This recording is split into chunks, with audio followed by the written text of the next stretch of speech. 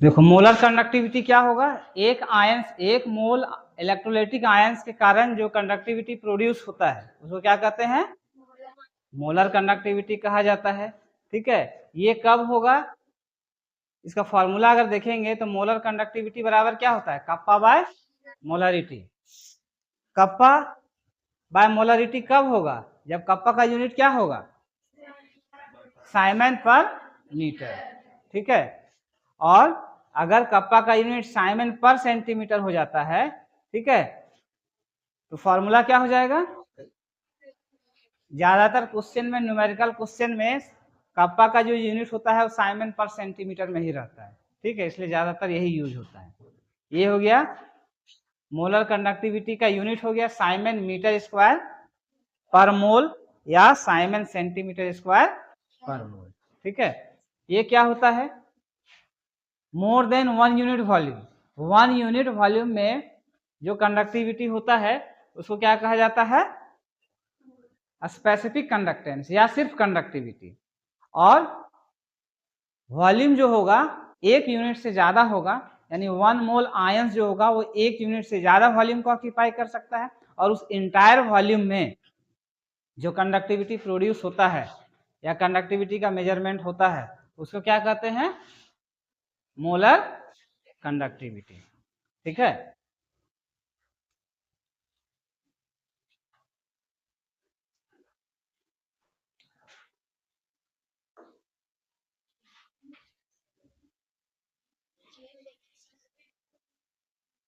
इसके बाद क्या है, इक्विवेलेंट कंडक्टिविटी। इक्विवेलेंट कंडक्टिविटी क्या है, सेम मोलर कंडक्टिविटी की तरह ही डिफाइंड होता है ये।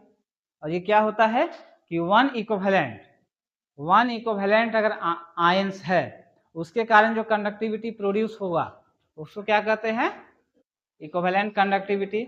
सिर्फ यहाँ चेंज क्या हो जाएगा, मोलरिटी की जगह पर नॉर्मलिटी हो जाएगा, मोलरिटी की जगह पर नॉर्मलिटी, एन यहाँ पर क्या है, नॉर्मलिटी। ठीक है, और ये क्या होता है, number of equivalent dissolve in per litre of solution. Equivalent by volume, molarity होता है मोल बाय वॉल्यूम, नॉर्मलिटी होता है इक्विवेलेंट बाय वॉल्यूम। ठीक है, नॉर्मल मोलर कंडक्टिविटी और इक्विवेलेंट कंडक्टिविटी में रिलेशन हम लोग निकाल सकते हैं। कैसे रिलेशन निकलेगा, क्या रिलेशन होता है, इक्विवेलेंट कंडक्टिविटी जो होता है, इक्विवेलेंट कंडक्टिविटी, इसको हम लोग क्या लिखते हैं, conductivity divided by normality, conductivity divided by, और नॉर्मलिटी बराबर होता है molarity into valency factor. Normality बराबर क्या होता है, इंटू वैलेंसी फैक्टर। ये रिलेशन पूछ सकता है।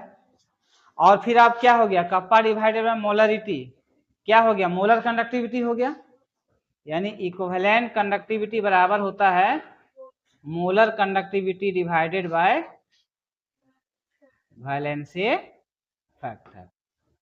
ठीक है, equivalent conductivity molar conductivity bye valency factor. अगर वैलेंसी फैक्टर 1 है तो वहां इक्विवेलेंट कंडक्टिविटी मोलर कंडक्टिविटी बराबर हो जाएगा। ठीक है, जैसे फॉर एग्जांपल NaCl है, तो NaCl के लिए मोलर कंडक्टिविटी और इक्विवेलेंट कंडक्टिविटी दोनों क्या होगा, सेम हो जाएगा। ठीक है, लेकिन अगर MgCl2 लेते हैं, क्या लेते हैं, MgCl2, तो MgCl2 में वैलेंसी फैक्टर कितना है, 2 है, तो वहां इक्विवेलेंट कंडक्टिविटी बराबर क्या हो जाएगा, मोलर कंडक्टिविटी बाय 2। ठीक है, तो देख लेना है वैलेंसी फैक्टर क्या है, उसके आधार पर रिलेट कर देंगे। ठीक है, इसके बाद डाइल्यूशन का क्या इफेक्ट होता है, ठीक है, ऑन इक्विवेलेंट कंडक्टिविटी और मोलर कंडक्टिविटी। डाइल्यूशन से मोलर कंडक्टिविटी इंक्रीज करता है, लेकिन ध्यान रखना कंडक्टिविटी या स्पेसिफिक कंडक्टेंस डिक्रीज करता है। ठीक है, दोनों के लिए अलग अलग है।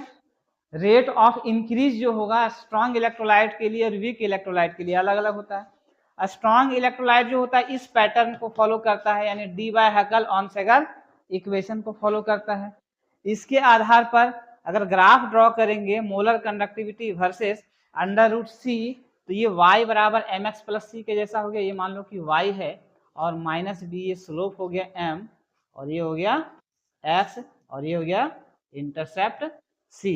तो y बराबर एम एक्स प्लस सी, निगेटिव स्लोप के लिए ऐसा ग्राफ होता है।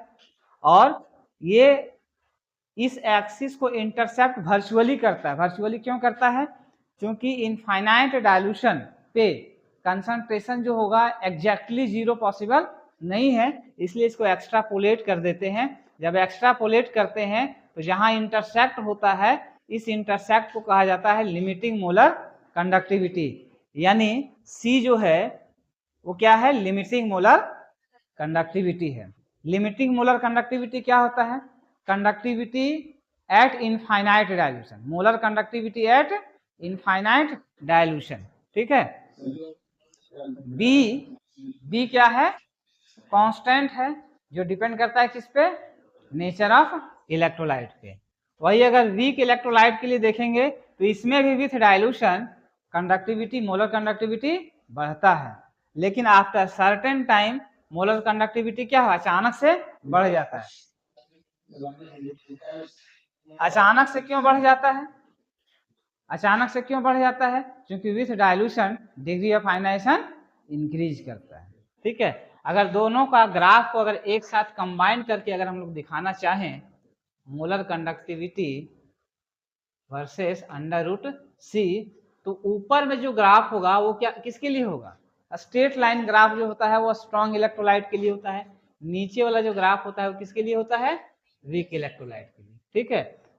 जैसे फॉर एग्जांपल स्ट्रॉन्ग इलेक्ट्रोलाइट यहाँ NaCl हो गया, और weak electrolyte acetic acid CH3COH, या HCl के लिए ये हो जाएगा, एसिटिक एसिड के लिए ये हो जाएगा। ठीक है।